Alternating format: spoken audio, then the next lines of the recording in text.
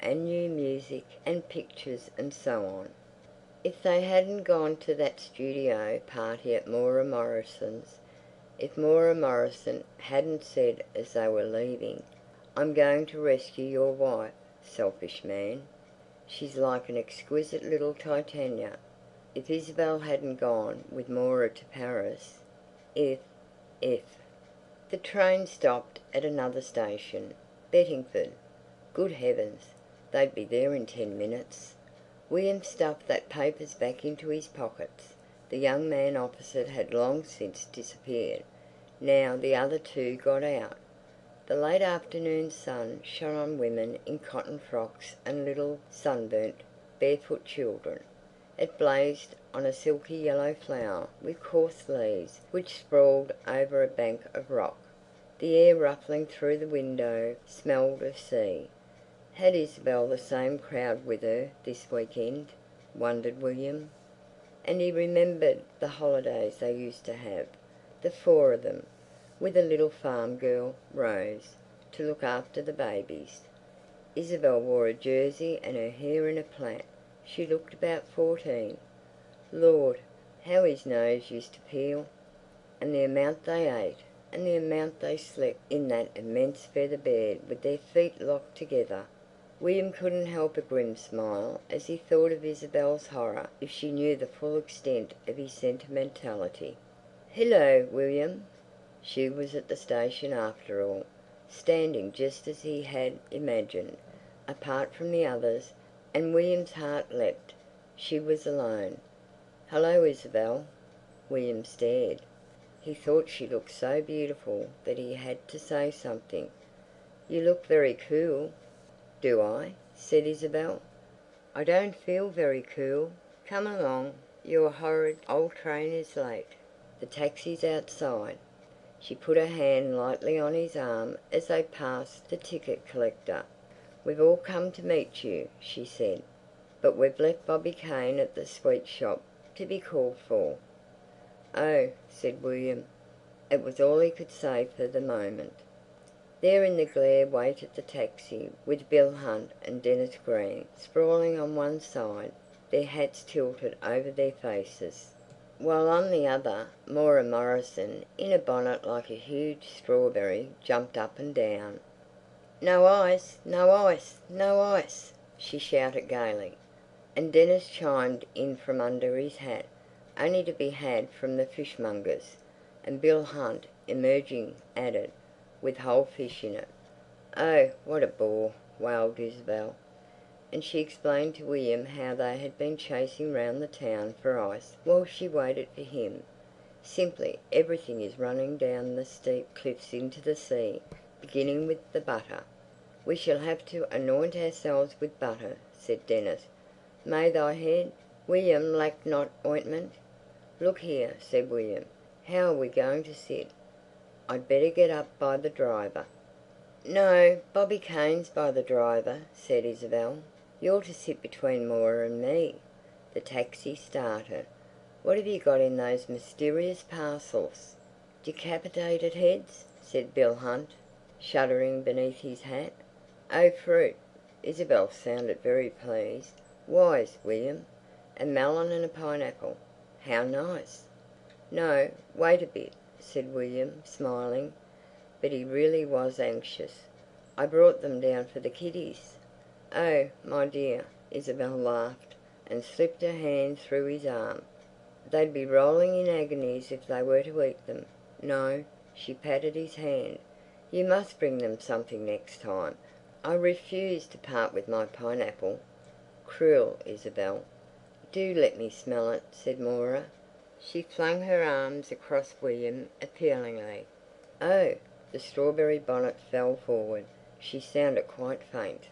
"A lady in love with a pineapple," said Dennis, as the taxi drew up before a little shop with a striped blind. Out came Bobby Kane, his arms full of little packets. "I do hope they'll be good. I've chosen them because of the colours. There are some round things which really look too divine. And just look at this nougat," he cried ecstatically. "Just look at it. It's a perfect little ballet." But at that moment the shopman appeared. "Oh, I forgot. They're none of them paid for," said Bobby, looking frightened. Isabel gave the shopman a note, and Bobby was radiant again. "Hello, William. I'm sitting by the driver." And bareheaded, all in white, with his sleeves rolled up to the shoulders, he leapt into his place. "Avanti!" he cried.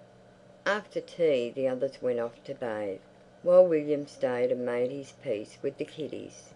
But Johnny and Paddy were asleep. The rose-red glow had paled, bats were flying, and still the bathers had not returned. As William wandered downstairs, the maid crossed the hall carrying a lamp. He followed her into the sitting-room. It was a long room, coloured yellow. On the wall opposite William someone had painted a young man, over life-size, with very wobbly legs, offering a wide-eyed daisy to a young woman who had one very short arm and one very long, thin one. Over the chairs and sofa there hung strips of black material, covered with big splashes like broken eggs, and everywhere one looked there seemed to be an ashtray full of cigarette ends. William sat down in one of the armchairs. Nowadays, when one felt with one hand down the sides, it wasn't to come upon a sheep with 3 legs, or a cow that had lost one horn, or a very fat dove out of the Noah's Ark. One fished up yet another little paper-covered book of smudged-looking poems. He thought of the wad of papers in his pocket, but he was too hungry and tired to read. The door was open. Sounds came from the kitchen. The servants were talking as if they were alone in the house. Suddenly there came a loud screech of laughter and an equally loud "Shh!" They had remembered him. William got up and went through the French windows into the garden. And as he stood there in the shadow he heard the bathers coming up the sandy road. Their voices rang through the quiet. "I think it's up to Moira to use her little arts and wiles." A tragic moan from Moira. "We ought to have a gramophone for the weekends that played The Maid of the Mountains." "Oh no," cried Isabel's voice. "That's not fair to William. Be nice to him, my children. He's only staying until tomorrow evening." "Leave him to me," cried Bobby Kane. "I'm awfully good at looking after people." The gate swung open and shut. William moved on the terrace. They had seen him. "Hello, William!" And Bobby Kane, flapping his towel, began to leap and pirouette on the parched lawn. "Pity you didn't come, William. The water was divine, and we all went to a little pub afterwards and had sloe gin." The others had reached the house. "I say, Isabel," called Bobby, "would you like me to wear my Ninsky dress tonight?" "No," said Isabel. "Nobody's going to dress. We're all starving. William's starving too." "Come along, Naomi. Let's begin with sardines." "I've found the sardines," said Moira, and she ran into the hall, holding a box high in the air. "A lady with a box of sardines," said Dennis gravely. "Well, William, and how's London?" asked Bill Hunt, drawing the cork out of a bottle of whisky. "Oh, London's not much changed," answered William. "Good old London," said Bobby, very hearty, spearing a sardine. But a moment later William was forgotten. Moira Morrison began wondering what colour one's legs really were under water. "Mine are the palest mushroom colour." Bill and Dennis ate enormously, and Isabel filled glasses and changed plates and found matches, smiling blissfully. At one moment she said, "I do wish, Bill, you'd paint it." "Paint what?" said Bill loudly, stuffing his mouth with bread. "Us," said Isabel. "Round the table. It would be so fascinating in 20 years' time." Bill screwed up his eyes and chewed. "Light's wrong," he said rudely. "Far too much yellow," and went on eating. And that seemed to charm Isabel too. But after supper they were all so tired they could do nothing but yawn until it was late enough to go to bed. It was not until William was waiting for his taxi the next afternoon that he found himself